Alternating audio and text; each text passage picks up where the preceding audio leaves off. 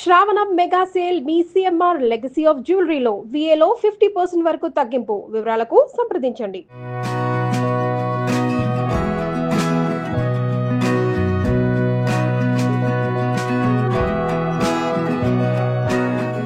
Suman TV ప్రేక్షకులందరికీ వినాయక చవితి శుభాకాంక్షలు. Vinayaka Chavithi special వంటకాలు కొన్ని చేస్తున్నాము.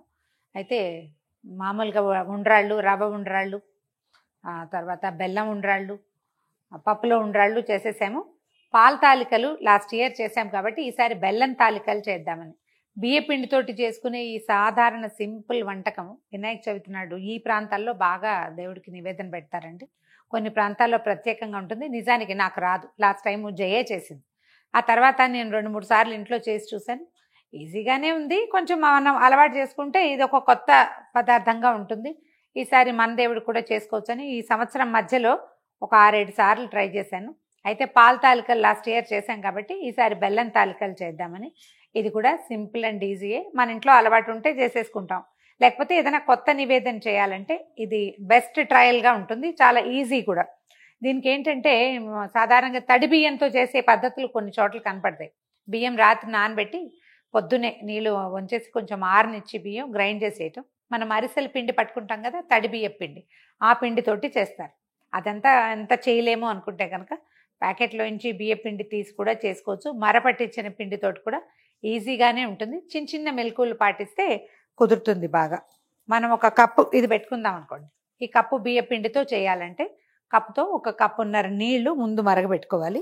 తాలికలు చేత్తోటి చేయొచ్చు. జంతికలు కొట్టం ఉంటుంది కదా, మురుకుల పావు, దాంతో కూడా చేసుకోవచ్చు. ఈసారి చేత్తో చేద్దాం. లాస్ట్ టైం జయ నేను ఇద్దరం జంతికలు కొట్టంతో చేసాము. చేత హ్యాండ్ మేడ్ చేద్దామని ట్రై చేస్తున్నాం అనమాట.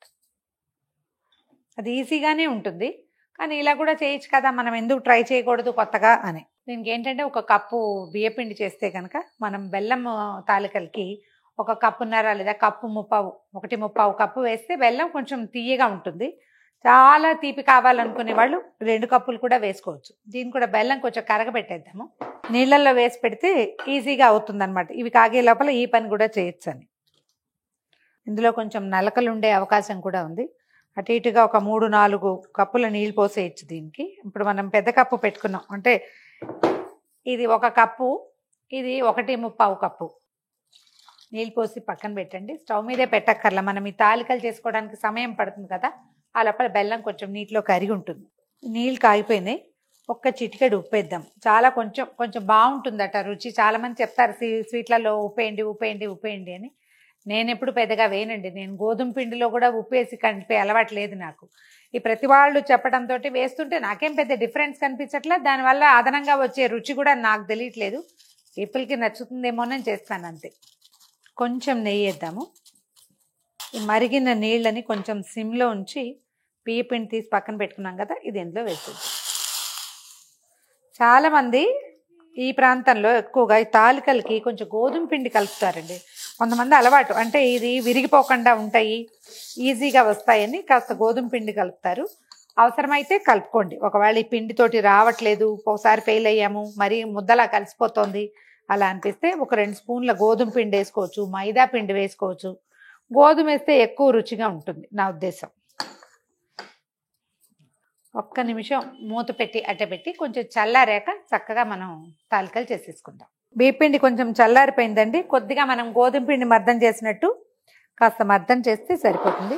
దీనికి ఏంటంటే 2 చేతులకి కాస్త పిండి రాసుకుని ఉండ తీసుకోవటం. మనం పల్చగా పాల తాలికలు ఎట్లా చేస్తారు అట్లా చేసుకోవటం. చిన్న సైజు నూడిల్స్ లాగా ఈవెన్గా, అంత లావు కాదు అంత సన్నము కాదు. చూడండి ఇట్లా. ఇంకొంచెం మంది పెద్దవి చేసుకుంటారు. అలవాటుని బట్టండి, మనకి ఎట్లా అలవాటు ఉంటే అట్లా చేసుకోవచ్చు. దీని ఇంకో మెథడ్ ఏంటంటే ఈ చేతిలో అయితే ఒకే సైజు వస్తుంది. ఏదైనా ఒక రాయి మీద చపాతీలు వస్తే రాయి అలా వేసుకున్నాం అనుకోండి, కొంచెం బియ్య పిండి వేసేసేయటం, దాని మీద చేసేస్తే వచ్చేస్తాయి. పిండి కాస్త పట్టుకుంటుంది, ఏం కాదు. కానీ మనకి కాస్త వత్తాలి, అలవాటు కావాలన్నమాట ఈ పని. 1-2-3 సార్లు వచ్చేసరికల్లా చక్కగా పొడుగ్గా ట్యూబ్స్ లాగా వచ్చేస్తాయి.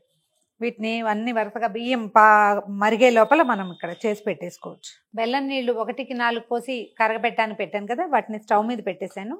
నీళ్లు మరుగుతున్నాయి. దీనికి ఏం పెద్ద పాకం రాదు. 1 పావు కప్పు కొబ్బరిని వేసేద్దాం ఇందులో. బెల్లంలో కొబ్బరి వేస్తే ఎక్కువ రుచిగా ఉంటుందండి. మనం పాల తాలికలు చేస్తే సగ్గుబియ్యం వేసుకుంటున్నాం కదా చిక్కబడ్డానికి, రుచి కోసమే కొబ్బరి అనమాట.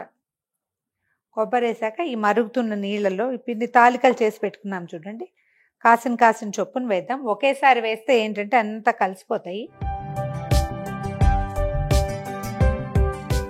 మనం తాలికలు వేసాక ఒక 2 నిమిషాలు కదపకుండా ఉంచితే వాటంతటా మెల్లిగా పైకి తేలి వచ్చేస్తాయి. ఒకసారి కొంచెం పొంగు వచ్చినట్టు కనపడంగానే, గిన్నె పెద్దది కదా కనిపించట్లేదు కానీ పొంగు వస్తుంది, ఒక పొంగు రాగానే మళ్ళీ రెండో ట్రిప్ వేసేయాలి. మనం వేసిన తాలికలు పైకి తేలుతూ కనపడతాయి. తేలాక రెండో వాయి వేసేద్దాం. మళ్ళీ బెల్లపు నీళ్ళు పొంగుతున్నాయి, ఈ మిగిలిన తాలికలు కూడా వేసేద్దాం. మనం బెల్లంలో కొంచెం నీళ్ళు ఎక్కువ పోసాం కాబట్టి ఇది అడుగంటిపోతుంది అలాంటి భయం ఏం లేదండి, తాపీగా అవుతూ ఉంటుంది. ఈ లోపల మనం జీడిపప్పులు కిస్మిస్లు వేయించుకుందాం. ఇది ఒక అలవాటు అండి, కొంతమంది ఏం వెయ్యరు, ఒట్టిగా ఈ తాలికలు దగ్గరగా ఉడకనిచ్చి దాన్నే సర్వ్ పెట్టుకుంటారు నైవేద్యంగా. కొంచెం ఏమైనా ఎక్స్ట్రా వేస్తే ఏంటంటే జీడిపప్పులు బాదం పప్పులు కొంచెం కొబ్బరి ముక్కలు వేయించి వేస్తే మరింత రుచిగా ఉంటుంది. ప్రసాదం ఎక్కువ హంగు కలిగి ఉంటుంది అనమాట. మనం ఇది కొంచెం చిక్కబడ్డానికి కొద్దిగా బియ్య పిండి, మనం ఈ తాలికలు చేసుకున్నాం కదా ఆ పిండిని కూడా కొంచెం పక్కన పెట్టి ఇందులో వేసేసినా కలిసిపోయి చిక్కదనం వస్తుంది. ఒకవేళ అలా కాలేదనుకోండి, అంత ఎక్కువ తాలికలు లేవు అని అనిపిస్తే కనుక కొద్దిగా బియ్య పిండిని ఏదైనా ఒక చిన్న దాంట్లో నీళ్ళల్లో కలిపేసి పోసేయండి. పిండి కూడా వేయచ్చు, నాకేమో నీళ్ళు పోస్తే బెటర్ అని తోస్తుంది నాకు. దీన్ని మీడియం ఫ్లేమ్ మీద ఉడకనిస్తే ఈ తాలికలు మొత్తం బెల్లాన్ని పీల్చుకుంటాయి.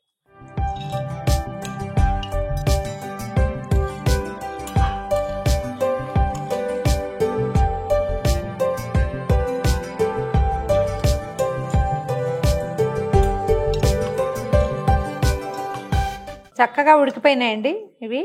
కొన్ని మనం పొడి బియ్య పిండితోటి చేస్తే కొంచెం ముక్క అవుతుంది, అదే తడి బియ్యం అయితే అలాగే నూడిల్స్ లాగా కనబడతాయి. ఇవి ఏమిటో ఈజీగా ఉంటాయని తోస్తుంది నాకు. కావాలంటే కొంచెం గోధుమ పిండి కలుపుకుంటే ముక్క విరక్కుండా అలాగే, అంటే ఏ నూడిల్స్ ఎలా చేసామో అలాగే ఉంటాయి.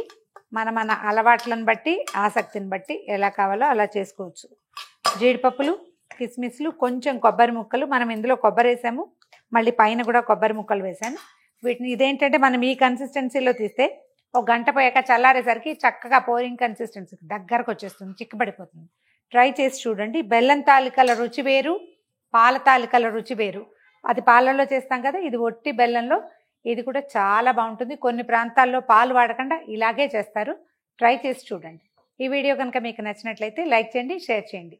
మరిన్ని ఇంట్రెస్టింగ్ వీడియోల కోసం సుమన్ టీవీకి సబ్స్క్రైబ్ చేసుకోండి.